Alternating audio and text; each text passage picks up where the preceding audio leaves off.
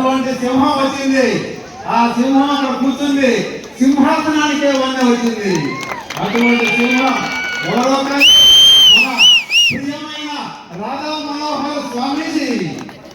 సాధారణంగా స్వామీజీని చూస్తే మనకి భక్తి గౌరవాలు కలుగుతాయి. ఈ స్వామీజీని చూస్తే భక్తి గౌరవాలతో పాటు ప్రేమ, ఆప్యాయత, అనురాగం అన్ని ఉద్భవిస్తాయి మనలో. ఎందుకని ఆ స్వామీజీ మన స్వామీజీ మన ఇంట్లోంచి వెళ్ళి సన్యాసం తీసుకొని మన ఇంటికి వస్తే మన అన్నయ్య తమ్ముడు ఎంత ఆనందం కలుగుతుందో అంత ఆనందం కలుగుతుంది ఆ స్వామీజీ చూస్తే. ఈ స్వామీజీ యొక్క విశేషం ఏంటంటే ధర్మరక్షణ, ధర్మ ప్రచారమే కాదు, మన యొక్క వాక్ చాతుర్యంతో సురకలు, సెటైర్లు, ప్రాసలు ఇవన్నీ చేసి మన మనసుకు ఎత్తుకుపోతారు. మన మనసుకు ఎత్తుకుపోవడమే కాదు, ఎదుట వాళ్ళని తల దించుకునేటట్టు చేస్తారు. అటువంటి స్వామీజీ యొక్క గంగా ప్రవాహాన్ని మనం ఇప్పుడు ఆనందిద్దాం. పూజే స్వామీజీ ప్రత్యక్షంగా మనతో ఇప్పుడు మాట్లాడతారు. స్వామీజీకి ఇంకొక ప్రత్యేకత ఏంటంటే యూట్యూబ్. స్వామీజీ భాషలో చెప్పాలంటే నువ్వు గొట్టం. నువ్వు గొట్టంలో వారి సెటైల్ కానీ ఇవి కానీ చూడని వారు ఉంటారు. అందరూ చూశారండి? చూసిన వాళ్ళు చేస్తాను ఒకసారి. స్వామీజీ యొక్క సెటైల్ కానీ ప్రసంగాలు కానీ చూసిన వాళ్ళు అది ఎంతమంది ఉంటారు. అటువంటి స్వామీజీ యొక్క వారి యొక్క ప్రసంగాన్ని ప్రత్యక్షంగా విన్నాం. గురుగారు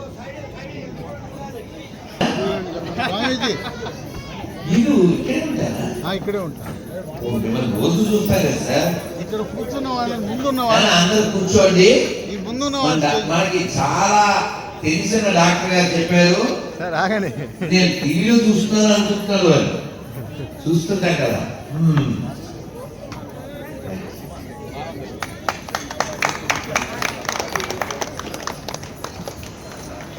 నన్ను అందరూ నా ఎదురుగా ఉంటే బాగుంటుంది, వెనకాల కాకుండా. వెనకాల ఎవరు ఉండదు నాన్న. మన only front fighting, no back fighting. మీరు కాదు ఇక్కడ లేదా ఇక్కడ లేదా అక్కడ, నో తగ్గడ. రైట్. భారత్ మాతా కీ, భారత్ మాతా కీ, భారత్ మాతా కీ. హర హర హర హర హర హర. జై శ్రీరామ్, జై శ్రీరామ్. రామ లక్ష్మణ జానకి, రామ లక్ష్మణ జానకి, రామ లక్ష్మణ జానకి. జై శ్రీరామ్. ఒక్కసారి అందరూ చక్కగా తిప్పున్నారా కెమెరా? వాళ్ళ కమలాలు వస్తాయి ఇప్పుడు. అందుకని అందరూ ఏం చేతులు పైకెత్తండి. ఇది మన బలం, మీ కరములే కమలం. అందరూ అలాగే చేతులు ఉంచి చెప్పండి. హరే కృష్ణ, హరే కృష్ణ, కృష్ణ కృష్ణ, హరే హరే, హరే రామ, హరే రామ, రామ రామ, హరే హరే, హరే కృష్ణ, హరే కృష్ణ, కృష్ణ కృష్ణ, హరే హరే, హరే రామ, హరే రామ, రామ రామ, హరే హరే. జై శ్రీరామ్. ప్రియా హిందూ బంధువులారా, చాలా సంతోషంగా ఉంది. భగవంతుణ్ణి కీర్తించడం, భగవంతుని స్మరించడం, మోక్షం పొందడం, ఈ కాన్సెప్ట్, ఈ విధానం కేవలం మనుషులకు మాత్రమే వర్తిస్తుంది. వాడు ఏ పేరుతో పిలిచినా, ఏ రూపంతో కొలిచినా దైవాన్ని కొలవడం అనే అలవాటు, పద్ధతి మనుషుల్లో మాత్రమే ఉంటుంది. దైవం అంటే దివికి ఆవల ఉన్నవాడు. దివి అంటే పైన, కదా. మరి ఎక్కడో ఉన్నవాడు మనం పొందాలి అంటే ఆయన్ని మనం పిలవాలి. మీలో బ్లాక్ అండ్ వైట్ సినిమా ఏదో ఒకటి చూశాను అన్న వాళ్ళు చేయొద్దండి. పర్లే, మన బ్యాచ్ దండి ఉంది. తిరుమల మేము వెళ్ళాము అన్న వాళ్ళు చేయొద్దండి. వెళ్ళకపోతే పంపిస్తాడు అంతే కదా. ఆంధ్రప్రదేశ్లో పుట్టి తెలుగు నేలలో పుట్టి కదా, నడిచేనే వెళ్ళిపోతాం మనం కదా. తిరుమలలో ఇప్పుడు ఈవో ఎవరున్నారంటే ఓ పేరు చెప్తాం, కానీ ఈ తిరుమలకి ఫస్ట్ ఈవో ఎవరు అని అడిగితే ఏం చెప్తారు తెలుసా? చెప్పరా? ఆయన ఒక రామభక్తుడు, ఎక్కడి నుంచో వచ్చి ఆ తిరుమల కొండల్లో ఉండి స్వామిని సేవించేవారు. స్వామి ఆయనతో ఆడుకునేవారు. ఇప్పుడు మీకు గుర్తొచ్చేస్తుంది ఆయన ఎవరు. అదిగో మా అమ్మ చెప్పింది, గట్టిగా కొట్టండి చప్పట్లో. హాథీరామ్ బాబాజీకి. ఈ బాబాజీతో ఆడేవారు, ఆడేవారు. భగవంతుడు మనతో ఆడడం అనేది ఎంత గొప్ప కాన్సెప్ట్ అది, ఎంత నృత్యం అది, ఎంత ఆనందం అది.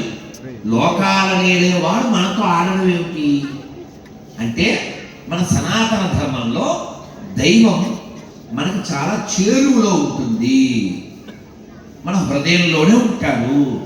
అటువంటి దైవం ఆయనతో ఆడుతూ ఒకరోజు రాలేదు. వెంకటేశ్వర అని పిలిచాడు. ఏమని పిలిచాడు?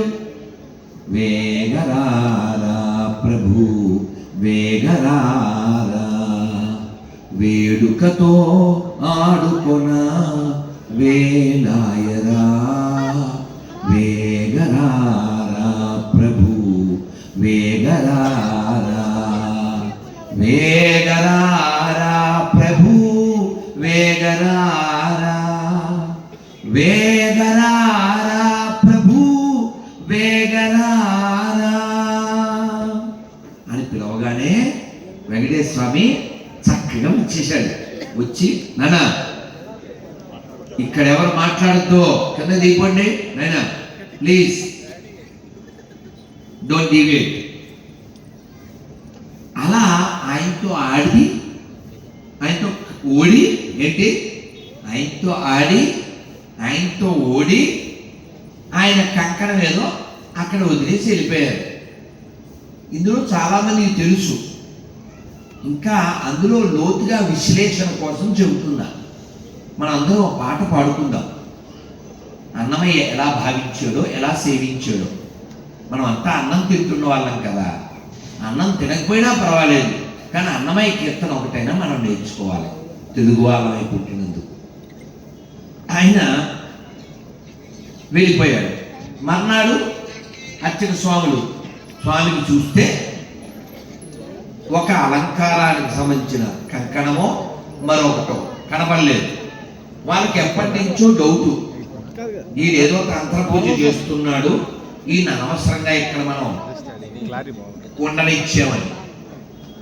ఈ పూజారులో కొందరు అభియోగం చేశారు, వీడే ఏదో చేశాడు, ఆయన బంధించారు, ఆయన నిందించారు. రాజుగారు స్పందించారు, ఆయన తీసుకెళ్లి జైల్లో బంధించారు. ఏమేం జరిగినాయి? స్పందించారు, నిందించారు, బంధించారు. ఇన్ని జరిగినాయి. ఆయనకు ఒక శిక్ష వేశారు. ఏంటా శిక్ష? ఒక బండెడు చెరుకు పెట్టారు. నువ్వు తిను, పొద్దున్న కల్లా నువ్వు అంత గొప్పోడు అయితే అన్నారు. ఆయన పేరు హాథీరామ్ బాబాజీ కాదు, అప్పటి నుంచి వచ్చింది. ఎందుకు వచ్చిందంటే ఆయన ఆ చెరసాల్లో ఉండి వెంకటేశ్వర స్వామిని ప్రార్థించాడు. నువ్వు ఉన్నావని నువ్వే నిరూపించుకోవాలి అంతే. ఒక అర్ధరాత్రి, అదే రోజు అర్ధరాత్రి ఆయన పాట పాడి అలిసి పడుకుంటే గీంకారం వచ్చింది. గీంకారం. ఆయన అలా నిద్రలోనే ఉన్నారు. ఏనుగు రూపంలో వచ్చిన వెంకటేశ్వరుడు ఆ అన్ని చెరుకు గడ్డలు తినేసి మళ్ళీ ఫైనల్గా ఒక్క గీంకారం చేశాడు. అప్పుడు లేచారు. ప్రభు ప్రభు గజేంద్ర రూపంలో వచ్చావా అని ఆనందపడి ఈ లోపల ఆయన వెళ్ళిపోయారు. ఈ సౌండ్ ఎక్కడి నుంచి వచ్చింది, ఈ జైల్లోకి ఏడుగు శబ్దం ఎలా వచ్చింది అని అందరూ వచ్చారు. అక్కడ కాపలాదారుడు చెప్పాడు, అవును పెద్ద ఏనుగు, అది కూడా నామాలతో ఉంది అని చెప్పాడు. మరి సాక్ష్యం సీసీ కెమెరా అప్పుడు వాక్యే కదా, వాళ్ళు విన్నారు, వాళ్ళకి అర్థమైపోయింది. కలడందురు దీనులయడ కలడందురు పరమయోగి గణముల పాలన్ కలడందురు దశల దిశల, అన్ని వైపులా ఉన్నవాడు, అందరిలో ఉన్నవాడు ఇక్కడ ఉన్నాడు, వచ్చాడు అని రాజుగారు ఆయన క్షమాపణ అడిగి, ఆ అర్చకులు కొందరు ఎవరు అభియోగం చేశారో వారు క్షమాపణ అడిగి, మీరు ఇంత ప్రేమ కలిగి ఉన్నారు స్వామివారి పట్ల, మీరే స్వామి యొక్క వ్యవహారం చూడండి అని మొట్టమొదట ఆయన్ని నియమించారు. ఆయనే తిరుమలకు ఫస్ట్ ఈవో. ఏం పేరు? హాథీరామ్ బావాజీకి. మనకి ఇంతే తెలుసు, కానీ హాథీరామ్ బావాజీ అక్కడ వ్యవహారాలు చూసి ఇంకా దేహం చాలించాలి. ఎలా చాలించాలి?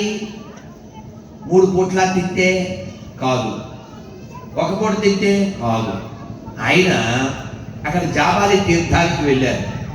అక్కడ చెట్టు కింద కూర్చుని తపస్సు చేశారు. ఎలా చేశారంటే అక్కడ ఒక చెట్టు ఆకులు ఇప్పుడు కూడా ఆయన సమాధి అక్కడ ఉంది, మనకి ప్రసాదంగా ఇస్తారు.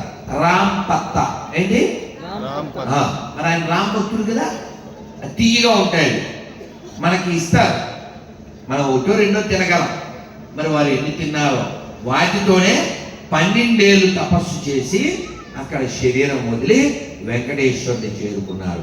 గోవిందా గోవిందా గోవిందా. దేవుడు ఉన్నాడు, కొండపైన ఉన్నవాడు ఉన్నాడు, ఆయన పలికింది విన్నాడు అనడానికి రుజువు హాథీరామ్ బావాజీ. అది చాలా ముందు. తర్వాత కాలంలో అన్నమయ్య వచ్చాడు. అన్నమయ్య ఎన్ని పాటలు రాశాడు, ఎన్ని పాడాడు? ఎవరా తల్లి? 32,000. చెప్పిన వాళ్ళకి గట్టిగా చప్పట్లు, చెప్పిన వాళ్ళకి చప్పట్లు, పడుకునే ముందు దుప్పట్లు, భోజనంలోకి నిప్పట్లు. నిప్పట్లు అంటే తెలుసా? రాయలసీమ భాషలో ఏంటది? బొబ్బట్లు వేరు, నిప్పట్లు వేరు. ఎవరింటికో తమ్ముడు వచ్చాడు, అక్క అడిగింది, ఎలా చందు అరిసి తింటావని. ఎందుకు అక్క? అరవకుండానే తింటా అన్నాడు. అరిసి ఎందుకు తిన్నా? అరవకుండానే తింటా అన్నాడు. సో అలా ఉంటాయి అనుకోండి. కానీ మనం ఇక్కడ గమనించాలి, అన్నమయ్య 32,000 సంకీర్తనలు రాస్తే అందులో మన అదృష్టవశాత్తు 14,000 కీర్తనలు ఉన్నాయి. అందులో 1,000 లోపేమో పాడేరు పుణ్యాత్ములైనటువంటి గాయకులు. అందులో ఎంఎస్ సుబ్బలక్ష్మి గారు, అలాగే మన గరిమెల్ల బాలకృష్ణ ప్రసాద్ గారు.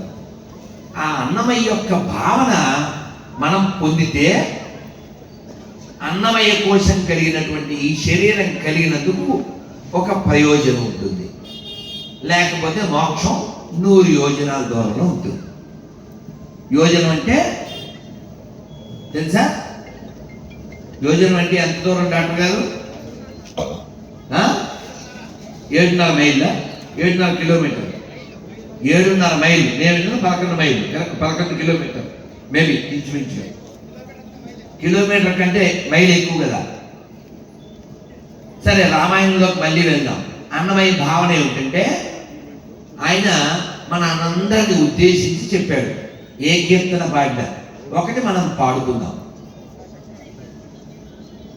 గోవిందాది, అందరూ గోవిందాది. ఏమండి వీర్రాజు గారు? వీర్రాజు గారు ఉన్నారా? ఓకే, పర్లే ఉండండి. వీళ్ళకి తర్వాత ఏం పెడుతున్నారు అని అడగబోతున్నా. పెట్టే ప్రోగ్రాం ఉందా లేకపోతే నేను తిట్టే ప్రోగ్రామేనా అని. నాకు చెప్పారు తిట్టే ప్రోగ్రామ్ ఏంటి మీది అని చెప్పారు. కానీ పెట్టే ప్రోగ్రామ్ ఉందా వెళ్ళదు కదా, పెడతారా అమ్మాయి పెడతారంటండి. అయితే నేను బాగా తిట్టొచ్చునమ్మా, వాళ్ళు బాగా పెడతారు కాబట్టి. థ్యాంక్ యూ సార్, ధన్యవాదాలు. అంటే బాగా పాడండి అని చెప్పడానికి, మీకు పెట్రోల్ ఉంది బండి తోలండి అని చెప్పడం. ఓకే సార్, మెను కూడా అడిగితే చెబుతుంది. గోవిందాది చూసారా ఎఫెక్ట్ అంతా పెట్రోల్ ఎఫెక్ట్ ఇది. గోవిందాది నామోచ్చారణ కొల్లలు దొరకెను మనకిప్పుడు ఆవల నీవల నోరగుమ్మలుగా ఆడుదమీతని పాడుదము గోవిందాది నామోచ్చారణ కొల్లలు దొరకెను మనకిప్పుడు సత్యము సత్యము సకల సురలలో నిత్యుడు శ్రీహరి నిర్మలుడు ప్రత్యక్షమిదే ప్రాణుల లోపల ప్రత్యక్షమిదే ప్రాణుల లోపల అత్యంతము శరణనరు ఈతని గోవిందాది నామోచ్చారణ కొల్లలు దొరకెను మనకిప్పుడు చాటెద చాటెద సకల వేదములు పాలించిన హరి పరమమని కూటస్థుడితడు గోపవధూపతి కోటికీతని శరణనలో జనులు గోవిందాది నామోచ్చారణ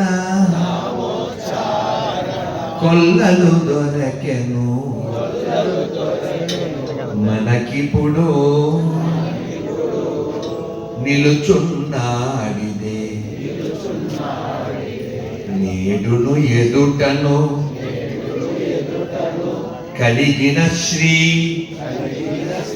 వెంకట విభుడు వలసిన వారికి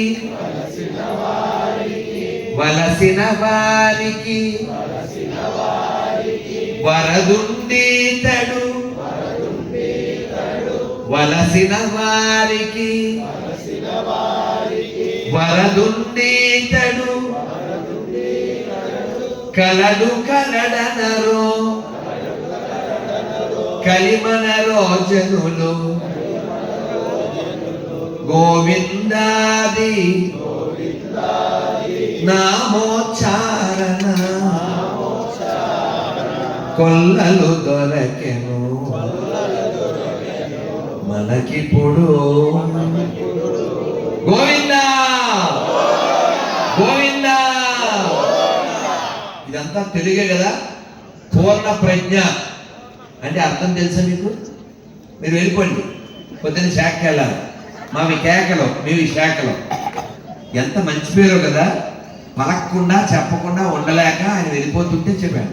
పూర్ణ ప్రజ్ఞ అంటే కంప్లీట్లీ పర్ఫెక్ట్ పర్సన్. ఆ పేరు ఎవరిదో తెలుసా? మనకి త్రిమతాచార్యులు అని ఉన్నారు. ఒకరెవరు? శంకర్లు. రెండు మంది రామానుజాచార్యులు వారు, 3 మధ్వాచార్యులు. ఈ మధ్వాచార్యులు వారి పేరే పూర్ణ ప్రజ్ఞ. ఆ చిన్నప్పుడు వాసుదేవ. ఎంత గొప్పవాళ్ళు పుట్టారండి. ఈ నేల మామూలు నేల కాదు, చాలా గర్వించాలి మనం. ఎందుకు గర్వించాలంటే మన యొక్క సంఘ గీత్, మన రాష్ట్రీయ స్వయం సేవక సంఘ గీతులో ఒక లైన్, ఒక చరణం చెప్తాను, చెప్పండి. చెప్పిన తర్వాత మనం దీని అర్థం పరమార్థం తెలుసుకుందాం. పుష్యమిత్రుడు తాంత్యాతోపే. చూడండి, ఇందాక పాడుకున్నది మెలోడీ. ఇది ఖచ్చితంగా రాజసం ఉంటుంది. ఎందుకని? ఇందాక దైవం కోసం, ఇప్పుడు ధర్మం కోసం. పుష్యమిత్రుడు తాంత్యాతోపే. మెను చెప్తే సౌండ్ పెరుగుతాము సార్. ఏమేమి పెడుతుందని చెప్పేది? కదంబం, పెరుగన్నం, ఆవకాయ కాదండి, దొండకాయ, బెండకాయ ఇక్కడ వడ్డిస్తారు. ఆవకాయ ఎంత చెప్పినా మారకపోతే మీ తలకాయ. అంతేనండి? రైట్. పుష్యమిత్రుడు తాంత్యాతోపే. సరే, ఇలా పుష్యింగ్ ఇస్తే కానీ పుష్యమిత్రుడు రావట్లేదు బయటికి కదా. కానీ చాలా అద్భుతం. 92లో ఇదే విజయవాడలో సైకిల్ మీద తిరుగుతూ నేను ప్రచారంగా ఉన్నప్పుడు ఇక్కడ ఒక శాఖ, సీతారాంపురం ఇక్కడ దగ్గరే కదా, కొత్త వంతెన అంటారు కదా. ఈ కొత్త వంతెన దగ్గర శాఖ నడిచేది. నాకు బాగా గుర్తు. 92 అంటే 33 ఏళ్ళు కదా. అదృష్టం వీక్లీ అని ఉండేది అక్కడ. మరి ఆ కాలం వాళ్ళకి తెలుస్తుంది. సైకిల్ మీద వెళ్ళేవాళ్ళని అక్కడ పిల్లలందరికీ సంఘ శాఖలో ఈ గీతు నేర్పించాను. కాబట్టి నేను మర్చిపోలేదు. ఎంత అద్భుతంగా ఉంటుందంటే మీకు అర్థమైపోతుంది. అద్భుతమైనటువంటి వ్యక్తుల్ని మనం కీర్తిస్తున్నాం. వాళ్ళకి మనం వారసులు. చెప్పండి అందరూ చక్కగా. పుష్యమిత్రుడు తాంత్యాతోపే. రుద్రమదేవి ఝాన్సీ రాణులు సువర్ణ పుటలతో చరిత్ర నింపిన, సువర్ణ పుటలతో చరిత్ర నింపిన భారతి బిడ్డలు వారణవోయ్, భారతి బిడ్డలు వారణవోయ్, వారంతా నా వారణవోయ్, మనదేనోయ్ భారతదేశం, భారతదేశం మనదేనోయ్. దిక్కులన్నీయు పిక్కటిల్లగా, దిక్కులన్నీయు పిక్కటిల్లగా భారత మాతకు జయ్యనవోయ్,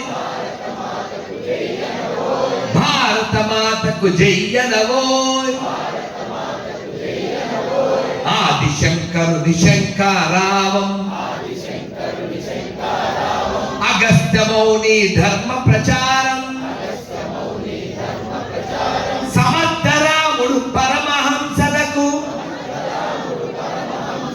సమర్థరాముడు పరమహంసలకు జన్మనిచ్చిన పుణ్యభూమిది,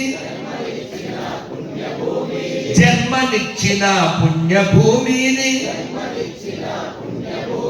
ప్రపంచ సభలో గర్జన చేసిన, ప్రపంచ సభలో గర్జన చేసిన భారతవాణి నాదనవోయ్, ఆ వివేకవాణి నాదనవోయ్.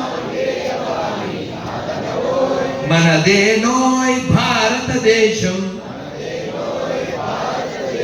భారతదేశం మనదేనోయ్. దిక్కులన్నీయు పిక్కటిల్లగా భారత మాతకు జయ్యనవోయ్, భారత మాతకు జయ్యనవోయ్. భారత్ మాతా కీ, భారత్ మాతా కీ జై శ్రీ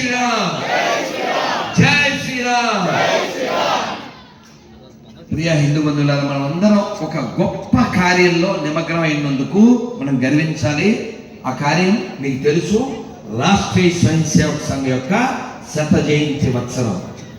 ఈ సంఘ్ అని మనం పిలుస్తున్నాం, RSS అని పిలుస్తున్నాం. కానీ ఈ సంఘ్ 1925లో పరమ పూజనీయ డాక్టర్ కేశవ్ బలిరామ్ హెగ్డేవార్జీ స్థాపించారు. దేనికి స్థాపించారు? మనమందరం స్వాభిమానం కలిగి ఉండాలి. స్వార్థం ఎవడైనా కలిగి ఉంటాడు, అది కుక్కకి పిల్లికి కూడా ఉంటుంది. కానీ స్వాభిమానం పౌరుషం ఉన్న వాడికి మాత్రమే ఉంటుంది. ఆ స్వాభిమానాన్ని విడిచిన వాడే దేశద్రోహి అవుతాడు, ధర్మద్రోహి అవుతాడు, ఎడారి మతాల్లోకి వెళ్తుంటాడు, ప్రపంచాన్ని దేశాన్ని పాడు చేస్తుంటాడు.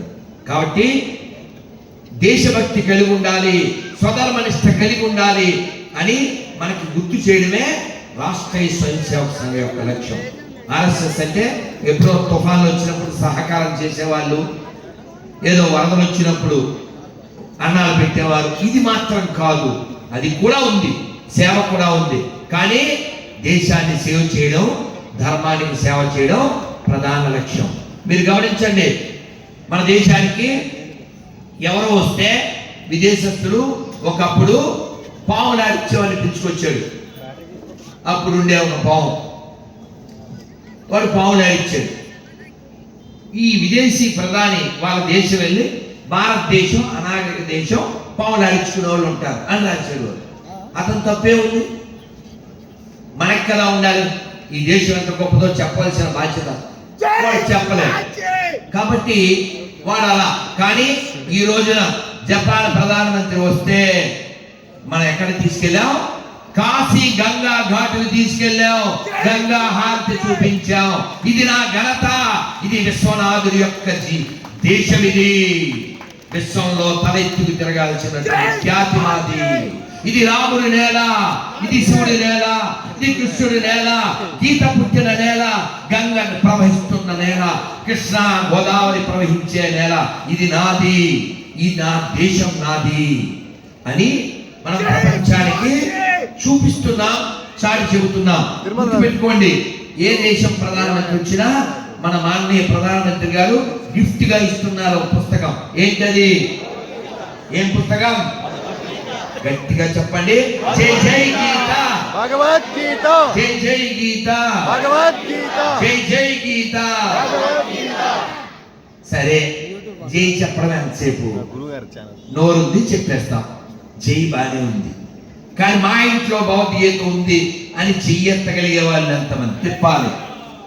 రైట్, ఇది చాలా మంచి విషయం. ఇప్పుడు రెండో ప్రశ్న అడుగుతాను. మా ఇంట్లో టీవీ లేదు అన్నోళ్ళు చేయండి. చాలా తక్కువ చదువు. ఆహా, బలరామయ్య గారి ఇంట్లో టీవీ లేదు, ఇంకొందరు ఇంట్లో టీవీ లేదు, కానీ కొన్ని చేతులే ఆ టీవీ కూడా లేదు. టీవీ కలిగిన వాళ్ళకి గట్టిగా. టీవీ ఉండడం దోషం కాదు, దాన్ని సరిగా వాడకపోవడం దోషం కదా. నాలంటోడికి టీవీ ఉంటే కవలారేస్తాడు అనుకో, అది వేరే కదా. ఎందుకంటే నాకు పెట్టడం రాదు, నేను నేర్చుకోను. కానీ మన ఇంట్లో గీత ఉంటే మన రాత మారుతుందా? దాన్ని పాటిస్తే. మన ఫ్రిడ్జ్లో పండ్లు ఉంటే ఆకలి తీరదు, ఆ పండ్లు తీయాలి, వాటిని కొయ్యాలి, లోపల వెయ్యాలి, ఆ విధంగా వెయ్యాలి, మన నోరు మొయ్యాలి కదా. అందులో ఉంటే ఆకలి తీరదుగా. ఆ విధంగా భగవద్గీత మన ఇంట్లో ఉంది, చేతులు ఎత్తారు, బాగానే ఉంది.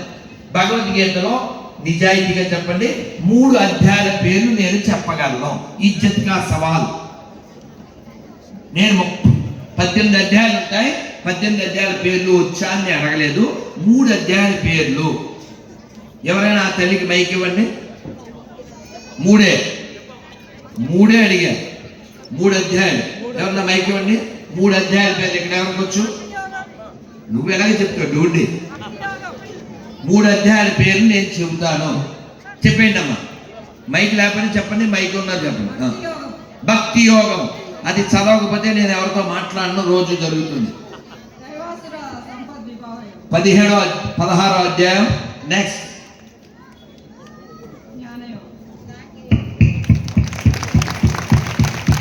అమ్మా మీ పేరేంటి? హేమ అంటే బంగారం, అమ్మవారు బంగారం, అమ్మ బంగారం. 3 అధ్యాయాల పేరు చెప్పి మన 3 పాడు కాకుండా తల్లి కాపాడింది కదా కదా. నేను ఎందుకు అడిగానంటే, మనకి గీతలో విషయం తెలియాలంటే దాన్ని తెరవాలి. దాన్ని తెరిచి మనస్సు అందులో పెట్టి, కళ్ళు ఒళ్ళు అందులో పెట్టి, సెల్లో డెస్క్లో పెట్టి చదివితే గీత అర్థం అవుతుంది. ఈ సెల్ ఫోన్లు పుట్టకముందే 97లో 32 రోజుల్లో 22 ఏళ్ల వయసులో భగవద్గీత మొత్తం నేను చదివాను. 32 రోజుల్లో ఇంతలా భగవద్గీత దాదాపు 1000 పేజీలు పొద్దున్న సాయంత్రం మధ్యాహ్నం చదవడమే పనిగా చదివాను. ఈ రోజుకి నేను భగవద్గీతలో ఏదైనా శ్లోకం చెప్తే దాని అర్థం చెబుతాను, ఆ నెంబర్ చెబుతాను. ఇప్పుడు ఒక శ్లోకం చెప్తాను, మీరంతా పలకండి. నాకు ఒక శ్లోకం వచ్చు అన్నవాళ్ళు చేయొద్దు. ఒక గట్టిగా చూడండి. బలరామ గారు 10 చేతులు కూడా లేవు ఇక్కడ. చదువు ఒక శ్లోకం. అడుగో పరువు నిలబడతా డ్యూటీ కొడుకు. ఇక్కడ మీరు ఎందుకు రాలేదు మనకి భౌతిక శ్లోకం? ఎందుకు రాలేదు? ఎవరు చెప్పలేదు. మన పిల్లలు చెడ్డ పిల్లలు కాదండి, మన పిల్లలు బంగారాలు, మన పిల్లలు వజ్రాలు. కానీ మనం నేర్పట్లేదు. అక్కడ బంగారు తల్లికి వచ్చు. ఎందుకు వచ్చు? వాళ్ళ అమ్మ చెప్పింది. మిగిలిన అమ్మలు కూడా చెప్పాలి, చెబితే వస్తాయి. మన ఆడపిల్లలు గాజులు వేసుకోవట్లేదు. చెడ్డపిల్లల కాదు, దిక్కుమాల స్కూల్. ఇప్పుడు సిబిఆర్ గారి లాగా స్కూల్ పెడితే మనకి విద్యా విహార్ లాంటి స్కూల్స్ పెరిగితే, శిశు మందిర్ లాంటి స్కూల్స్ పెరిగితే మన పిల్లలు బంగారంలో ఉంటారు. చైనా ప్రొడక్ట్స్ అన్నీ తయారైతే వీక్ కాక రాకపోతారా చెప్పండి? అవునా కదా. ఏదో ఒక అవమానం వస్తే, ఎవరో మార్కులు తగ్గినాయి అని టీచర్ గారు తిరిగితే 9వ తరగతి పిల్ల మేడకి దూకేస్తుందా? 7వ తరగతి పిల్ల సూసైడ్ చేసుకుంటుందా? ఎలా ఇంత వీక్గా ఎలా తయారైంది మన జాతి? కారణం కూర్చోబెట్టకపోవడం, విడిపించకపోవడం, అనిపించకపోవడం, వాళ్ళకి భవిష్యత్తు కనిపించకపోవడం. ఇతర మతాల్లో సూసైడ్ చేసుకునే వాళ్ళు దాదాపు శూన్యం. వాళ్ళు జనాలు చంపుతుంటారు, అందుకే పుట్టేవాళ్ళు భావిస్తూ ఉంటారు. అది మిషనం, అది కొనసాగిస్తుంటారు గత 1000 ఏళ్ళుగా. అదే కాబట్టి నువ్వెందుకు చచ్చిపోతావు? ఏదైనా సంపద వస్తే, ఏదైనా పదవి వస్తే, నీ వెనకాల జనం వస్తే సినిమా పాట పాడతావు. ఏం పాటది చెప్తే మీరు నవ్వుతారు. ఏం పాట పాడతావు? బాగా డబ్బులు వస్తే వెంటనే సాంగ్ వస్తుంది. ఏ సాంగ్ అది? రెచ్చిపోతాం బ్రదర్. ఇదే సాంగ్. రెచ్చిపోతారు. కానీ నేనేమంటే, చచ్చిపోతావు బ్రదర్, వెయిట్ చేస్తుంది బ్రదర్, ఎముడు తీస్తాడు brother, you are just like a feather, అర్థం చేసుకో బ్రదర్. ఇది నేను సరదాగా చెప్పాను, కానీ ఆదిశంకర్ వారు చాలా సంస్కృతంలో చెప్పారంటే. ఏం చెప్పారు? మా కురు, చెప్పండి అందరూ. మా కురు తన జన. అద్భుతంగా చెప్తున్నారు. మీకు మీరే చప్పట్లు కొట్టుకోండి. చాలా బాగా చెప్పారు. నిజంగా నేను అబద్ధం చెప్పను. మా కురు తన జన. మైక్ చాలా బాగుంది. మైక్ సెట్ ఆయన పేరేంటి? మైక్ సెట్ ఆయన ఉన్నాడు ఇక్కడ? ఎవరు ఉన్నారా? రాజు రాలేదా? మరి వాళ్ళ అసిస్టెంట్ వచ్చారా? మైక్ సెట్ ఎవరు? రాజ్ కుమార్. ఎందుకంటే మీకు ఎంత లేకున్నా మంచి మైక్ లేకపోతే ఇది మీకు ప్రవహించరు కదా. అద్భుతం. మీ క్రేజు, ఈ స్టేజు, ఇది మరో పేజ్. చాలా బాగా చెప్పారు. ఈ స్టేజు, మీ క్రేజు, దీనికి కారణం మా వీర్రాజు. ఆర్తి నేనేం చెయ్యాలి నా సొసైటీకి, నేనేం చెయ్యాలి సమాజానికి, నేనేం చెయ్యాలి ధర్మానికి, నేనేం చెయ్యగలను అనే ఆర్తి. ఆర్తితో ఆయన వచ్చారు. నేను మౌనంలో ఉన్నాను. అసలు మన పరిచయం లేదు. ఎందుకు వచ్చారని సైకిల్ చేశాను. అంటే 4వ తారీఖు అన్నారు. నేను కాగితం మీద రాశాను, ఆ రోజు నోతక్కి ఎవరు అల్లక్కి అని. వాళ్ళు పాపం వెళ్ళిపోయారు. వెళ్ళినా సరే పట్టు వదల విక్రమార్కుడు వీర్రాజు, అందుకని మళ్ళీ తిరుమలరావుని పంపించారు. గురించి ఆ కార్యక్రమం సాయంత్రం అంటా అన్నాడు. సరే అక్కడ కార్యక్రమం అయ్యి వచ్చేసరికి ఖచ్చితంగా 8 దాటుతుంది, పర్వాలేదంటే అని చెప్పాము. సో అలా ఈ కార్యక్రమం కోసం మేము అక్కడ లేటు, కానీ మీరేమో గ్రేటు, కానీ మీ ఫేటు పడుకునేసరికి దాటుతుంది డేటు. ఏదైనప్పటికీ ఈ ఒక్క శ్లోకం చక్కగా చెప్పాలి. మా కురు ధన జన, మా కురు ధన జన, యౌవన గర్వం, మా కురు ధన జన, యౌవన గర్వం, హరతి నిమేష కాల సర్వం, మాయామయమిదం అఖిలం హిత్వా బ్రహ్మపదం త్వం ప్రవిశ విదిత్వా భజ గోవిందం, భజ గోవిందం, గోవిందం భజ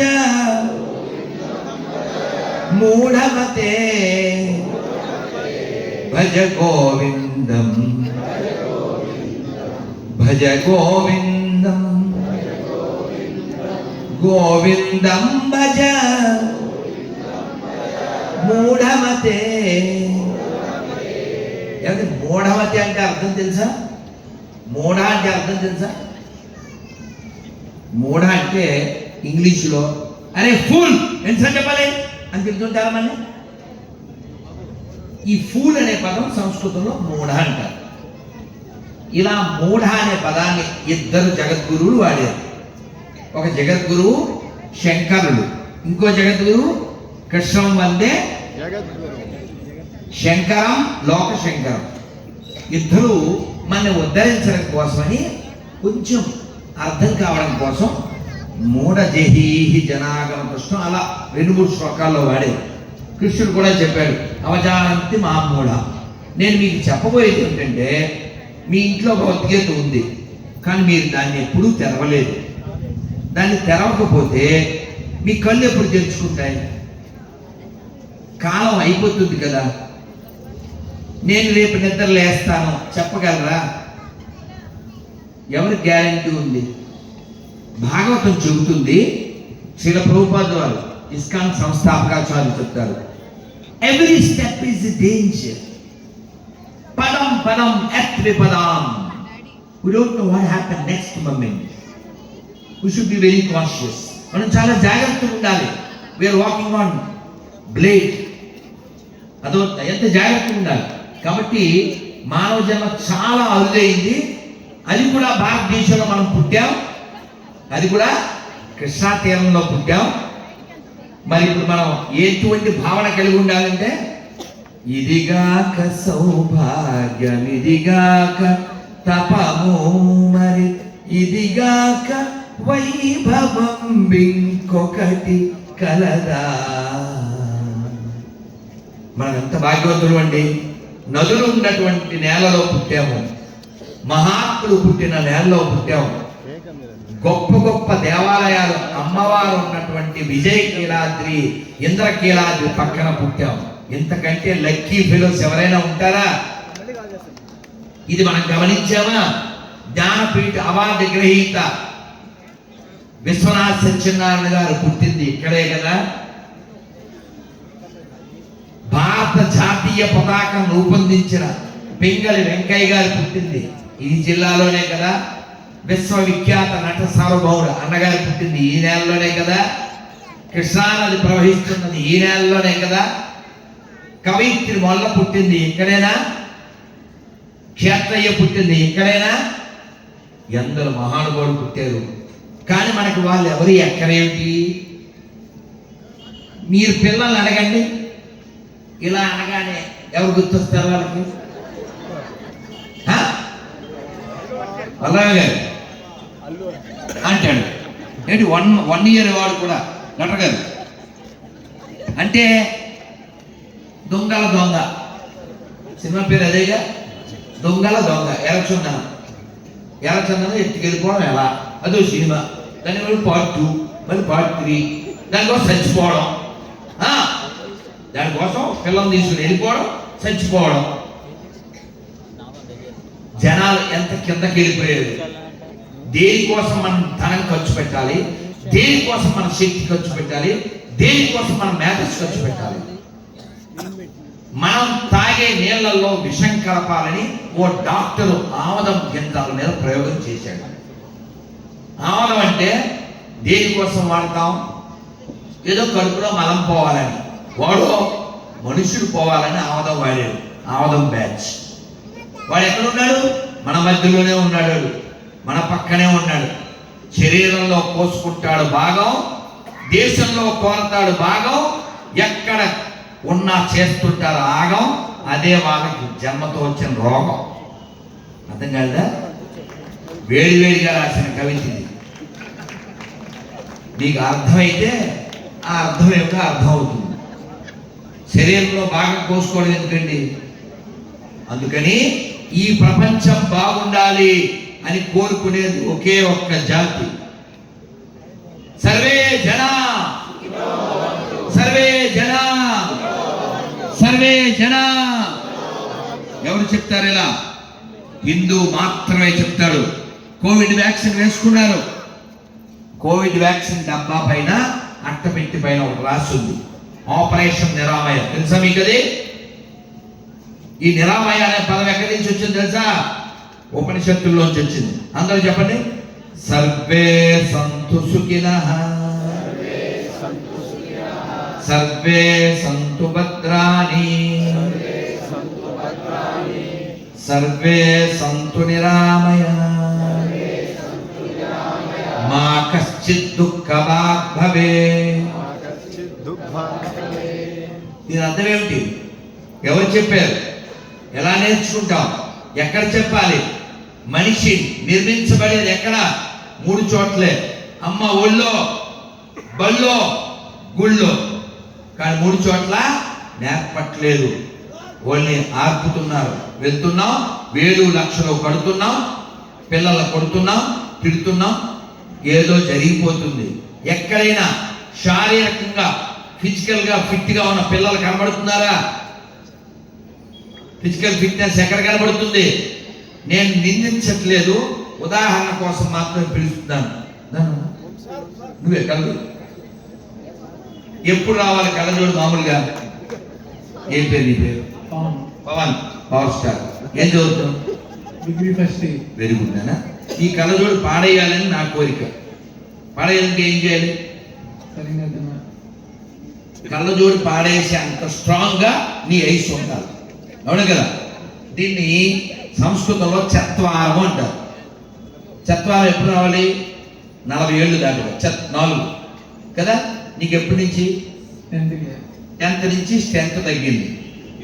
అందువల్ల ఈ కళ్ళజోడు రావాల్సి వచ్చింది. అది వాడి తప్పు కాదు. తినే తిండి సరిలేదు, అవునా కదా? వాతావరణం సరిలేదు. వీడు ఎండలో నిలబడతాడా రోజు? సూర్యుడు దండం పెడతావా? నిజం చెప్పాడు. సూర్యుడు దండం పెట్టాలి. చూడండి, ఇక్కడ 80 by the grace of Almighty he don't have sight. 80 ఏళ్ళు నాకు కళ్ళజోడు లేదు. 80 ఏళ్ళు 80 ఏళ్ళు నాకు కళ్ళజోడు లేదు. ఇప్పటికీ 15-16 గంటలు శారీరక శ్రమ చేయగలను. వింటారా? చలసాని బలరామయ్య గారు ఫిట్టు, అందుకే జీవితంలో హిట్టు. దేవుడి మీద ఒట్టు. ఇలాంటి వాళ్ళు కావాలి మనకి. అర్థమైందా?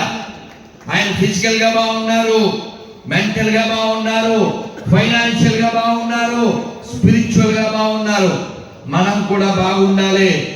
ఏదో హాయ్ బ్రో అని ఐబ్రోస్ ఎగరేసుకుంటూ బతకడం కాదు. 6 బలాలు ఉండాలి. ఉంటేనే ఈ దేశం ఉంటుంది.